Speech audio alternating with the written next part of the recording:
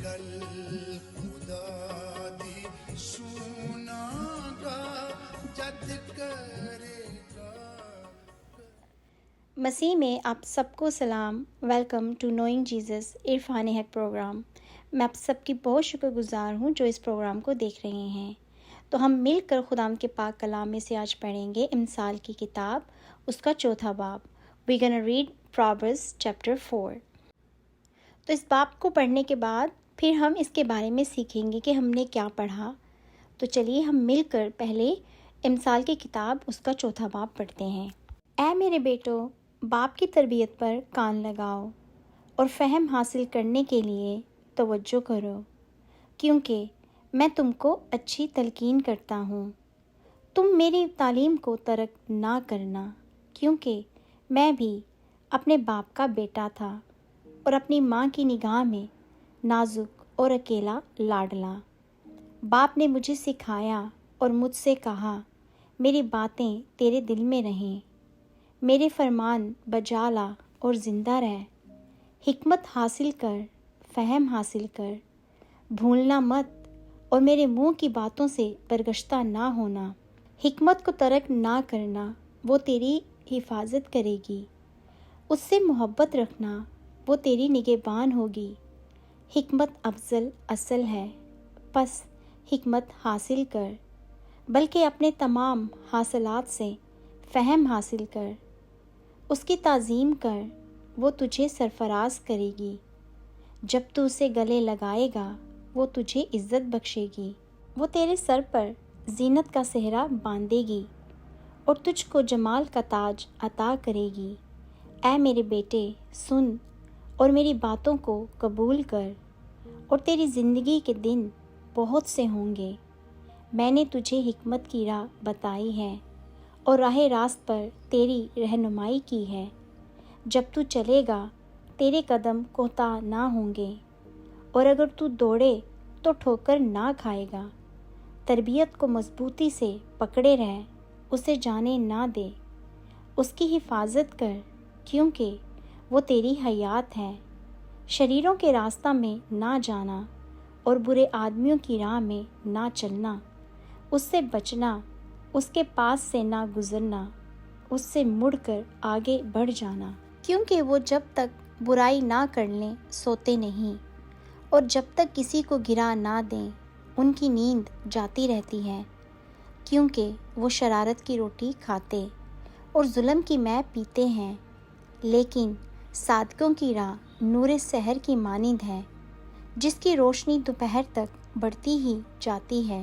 شریروں کی راہ تاریکی کی مانند ہے، وہ نہیں جانتے کہ کن چیزوں سے ان کو ٹھوکر لگتی ہے.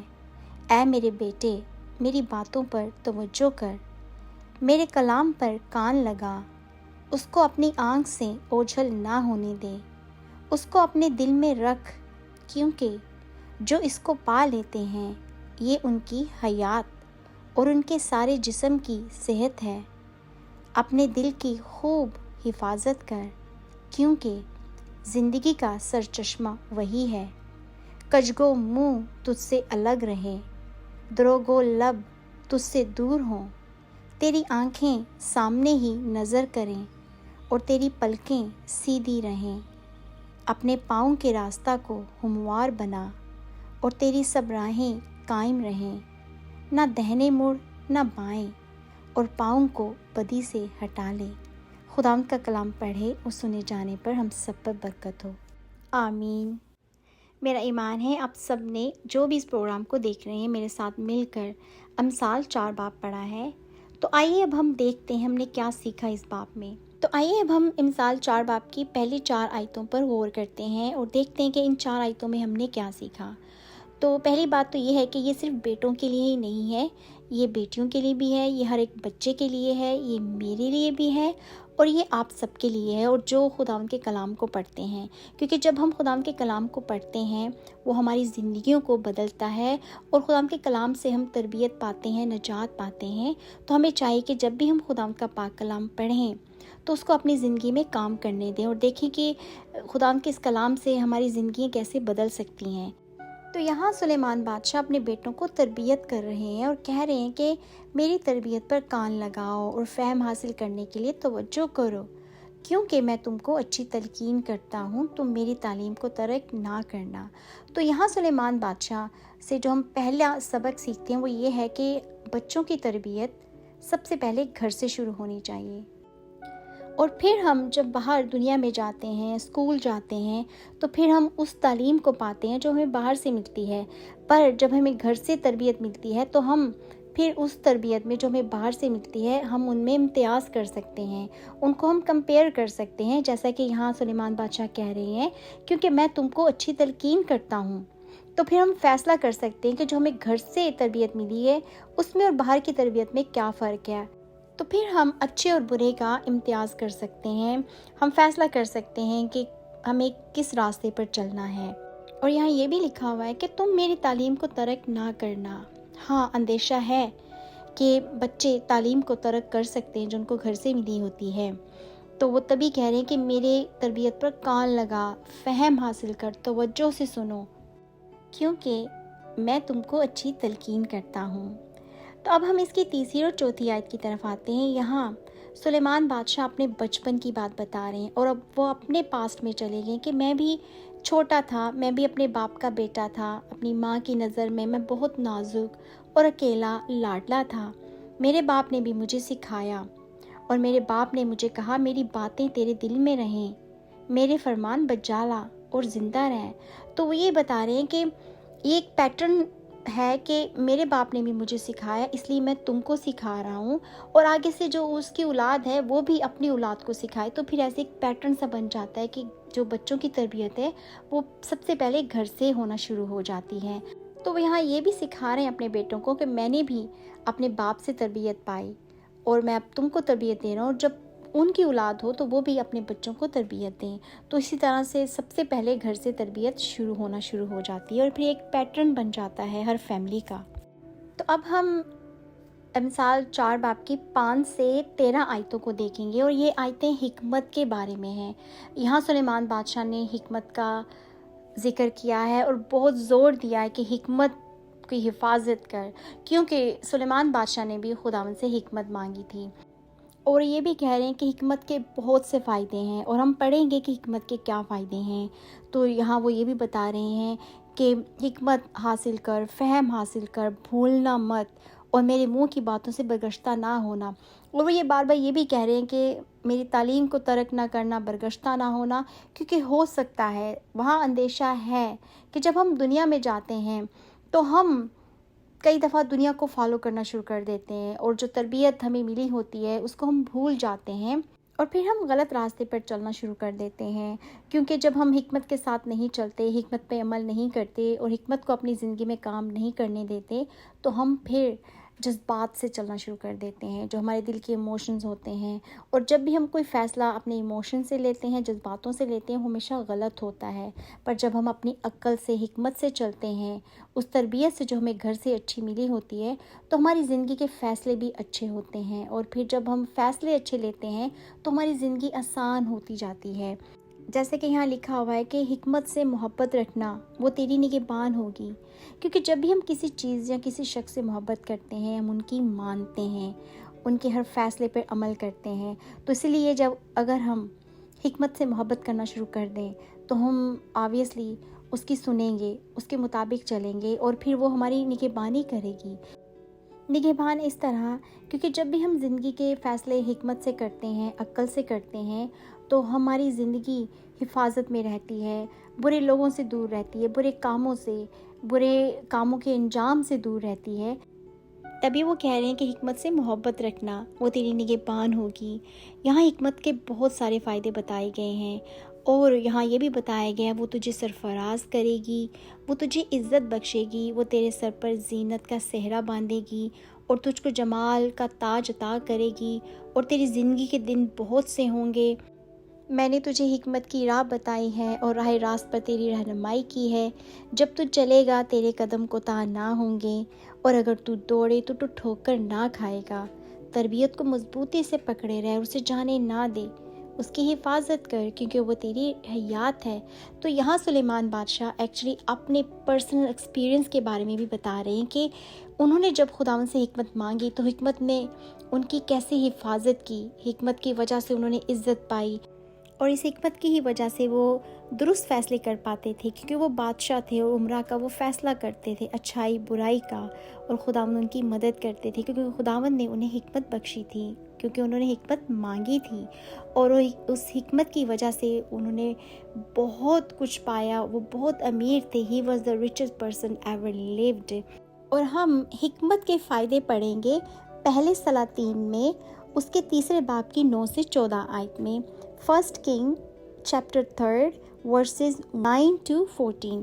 یہاں حکمت کے بارے میں لکھا ہے کہ حکمت نے کیسے سلیمان بادشاہ کی حفاظت کی، مدد کی۔ تو چلیے ہم مل کر پہلا سلاطین اس کے 3 باب کی 9 سے 14 آیات کو پڑھتے ہیں۔ سو تو اپنے خادم کو اپنی قوم کا انصاف کرنے کے لیے سمجھنے والا دل عنایت کر، تاکہ برے اور بھلے میں امتیاز کر سکوں، کیونکہ تیری اس بڑی قوم کا انصاف کون کر سکتا ہے؟ اور یہ بات خداوند کو پسند آئی کہ سلیمان نے یہ چیز مانگی، اور خدا نے اس سے کہا، چونکہ تو نے یہ چیز مانگی اور اپنے لیے عمر کی درازی کی درخواست نہ کی، اور نہ اپنے لیے دولت کا سوال کیا، اور نہ اپنے دشمنوں کی جان مانگی، بلکہ انصاف پسندی کے لیے تو نے اپنے واسطے عقل مندی کی درخواست کی ہے، سو دیکھ میں نے تیری درخواست کے مطابق کیا، میں نے ایک عاقل اور سمجھنے والا دل تجھ کو بخشا، ایسا کہ تیری مانند نہ تو کوئی تجھ سے پہلے ہوا اور نہ کوئی تیرے بعد تجھ سا برپا ہوگا، اور میں نے تجھ کو کچھ اور بھی دیا جو تو نے نہیں مانگا، یعنی دولت اور عزت، ایسا کہ بادشاہوں میں تیری عمر بھر کوئی تیری مانند نہ ہوگا، اور اگر تو میری راہوں پر چلے اور میرے آئین اور احکام کو مانے جیسے تیرا باپ داؤد چلتا رہا، تو میں تیری عمر دراز کروں گا، آمین۔ تو یہ ہیں حکمت کے فائدے۔ اسی لیے سلیمان بادشاہ اپنے بیٹوں کو حکمت کے بارے میں سکھا رہے ہیں، تربیت دے رہے ہیں، کیونکہ ان کو پرسنل تجربہ ہوا تھا جب انہوں نے خداوند سے حکمت مانگی، تو حکمت کے ساتھ ساتھ ان کو یہ سب چیزیں بھی خداوند نے دے دی تھی۔ تو اسی لیے وہ کہہ رہے ہیں کہ حکمت کو ترک نہ کر، حکمت کی حفاظت کر، کیونکہ حکمت کے ساتھ جب ہم چلتے ہیں، زندگی گزارتے ہیں، تو ہماری زندگی میں آسانیاں آ جاتی ہیں، اور خداوند پھر ہماری زندگی سے خوش ہوتے ہیں، اور پھر خداوند ہماری زندگی میں کام کرنا شروع کر دیتے ہیں۔ اب ہم اس باب کی 14 سے لے کے 17 آیات کو دیکھیں گے۔ ان آیاتوں میں سلیمان بادشاہ اپنے بیٹوں کو وارن کر رہے ہیں، ان کو خبردار کر رہے ہیں کہ شریروں کے راستہ میں نہ جانا، اور برے آدمیوں کی راہ میں نہ چلنا، اس سے بچنا، اس کے پاس سے نہ گزرنا، اس سے مڑ کر آگے بڑھ جانا۔ اس کا مطلب ہے کہ وہ کہہ رہے ہیں کہ دوستی تو الگ بات ہے، ملنا الگ بات ہے، پر ان سے بچنا، اس کے پاس سے گزرنا بھی نہیں، اگر وہ نظر آئیں تو اس سے مڑ کر آگے بڑھ جانا۔ اب ہم دیکھتے ہیں کہ کیوں سلیمان بادشاہ اپنے بیٹوں کو شریروں کے راستہ سے خبردار کر رہے ہیں۔ اس کی ہم 16 اور 17 آیات کو پڑھیں گے۔ کیونکہ وہ جب تک برائی نہ کر لیں سوتے نہیں، اور جب تک کسی کو گرا نہ دیں ان کی نیند جاتی رہتی ہے، کیونکہ وہ شرارت کی روٹی کھاتے اور ظلم کی مے پیتے ہیں۔ کیونکہ جو لوگ شریر ہوتے ہیں وہ کبھی اچھائی کر ہی نہیں سکتے، ان کے دل میں صرف برائی ہی ہوتی ہے، برے خیال ہوتے ہیں، شرارت کے خیال ہوتے ہیں، تباہی کے خیال ہوتے ہیں، وہ جیلس بھی ہوتے ہیں۔ تبھی وہ اپنے بیٹوں کو خبردار کریں کہ ان کے راستے پہ چلنا بھی نہیں، دوستی تو دور کی بات ہے، کیونکہ وہ تباہ کر دیتے ہیں، وہ تباہی کے راستے پر چلتے ہیں۔ اب ہم اس کی 18 سے 19 آیات کو دیکھتے ہیں۔ لیکن صادقوں کی راہ نور سحر کی مانند ہے، جس کی روشنی دوپہر تک بڑھتی ہی جاتی ہے۔ شریروں کی رات تاریکی کی مانند ہے، وہ نہیں جانتے کہ کن چیزوں سے ان کو ٹھوکر لگتی ہے۔ جیسے کہ دیکھا جائے کہ ہمارا خداوند یسوع مسیح ہے، وہ نور ہے، وہ روشن ہے، اور نور اور تاریکی اکٹھے نہیں رہ سکتے۔ جو صادق ہوتے ہیں، جو خداوند کی راستوں پر چلتے ہیں، وہ نور کے راہوں پر چلتے ہیں، جس کی روشنی دوپہر تک بڑھتی ہی جاتی ہے، اور وہ ٹھوکر نہیں کھاتے کیونکہ ان کو سب دکھائی دے رہا ہوتا ہے، کیونکہ وہ حکمت سے چلتے ہیں، اور وہ سب سے اسپیشلی بات کہ خداوند کی حکمت سے چل رہے ہوتے ہیں۔ تو یہاں دیکھا جائے تو لکھا ہے شریروں کی رات تاریکی کی مانند ہے۔ تاریکی اندھیرا ہے، اندھیرے میں ہم نہیں دیکھتے کہ سامنے کیا ہے، ہم ٹھوکر کھا سکتے ہیں، ہم لاسٹ ہو سکتے ہیں اندھیرے میں۔ تو یہ فرق ہے نور سحر کی راہ میں اور تاریکی کی راہ میں۔ تاریکی کی راہ میں ہمیں نظر نہیں آتا، ہم گر سکتے ہیں، ہم گناہ میں گر جاتے ہیں، ہم لاسٹ ہو جاتے ہیں، اپنے صحیح راستے سے ہم گمراہ ہو جاتے ہیں۔ پر جو نور سحر کا راستہ ہوتا ہے وہ صادقوں کا راستہ ہوتا ہے، وہ خداوند کی طرف سے ہوتا ہے، اور اس راستے میں خداوند ہمارے ساتھ ہوتے ہیں۔ تو یہ ہے ان دونوں راستوں میں فرق۔ تو اب ہم بڑھتے ہیں 20 سے لے کے 27 آیات پر، جو آخری آیات رہ گئی ہیں۔ یہاں اس کی 20 آیت میں سلیمان بادشاہ پھر سے اپنے بیٹے کو تنقید کریں کہ اے میرے بیٹے، میری باتوں پر توجہ کر، میرے کلام پر کان لگا۔ وہ ان کو کہہ رہے ہیں کہ غور سے میری باتوں کو سنو، توجہ سے اپنے کان لگاؤ۔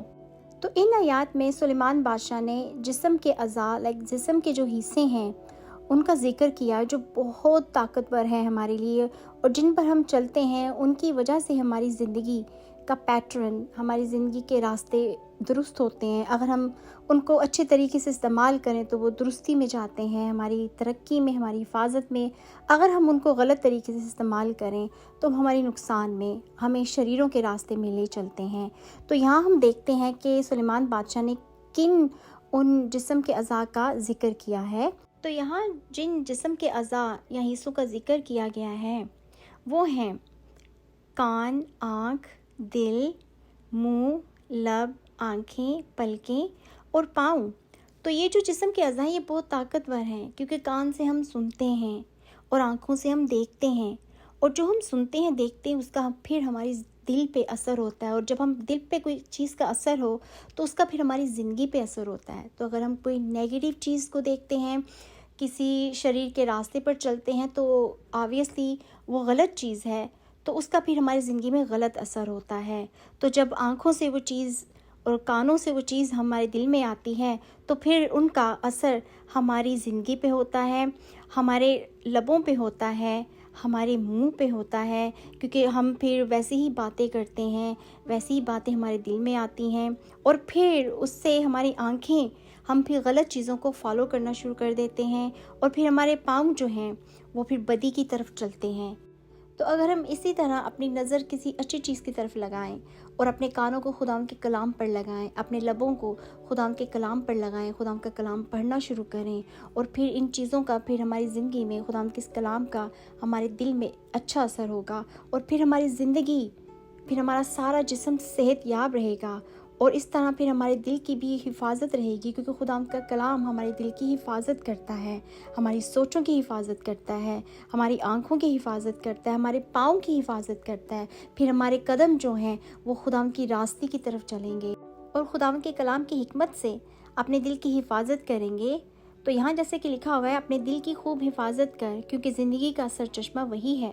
تو جب ہم اپنے دل کی حفاظت کریں گے اور وہ ہماری زندگی کا سرچشمہ ہے، تو یہاں جیسے کہ ہم پڑھتے ہیں اب اس کی 25 سے 27 آیت کو، تیری آنکھیں سامنے ہی نظر کریں اور تیری پلکیں سیدھی رہیں، اپنے پاؤں کے راستہ کو ہموار بنا اور تیری سب راہیں قائم رہیں، نہ دہنے مڑ نہ بائیں، اور پاؤں کو بدی سے ہٹا لے۔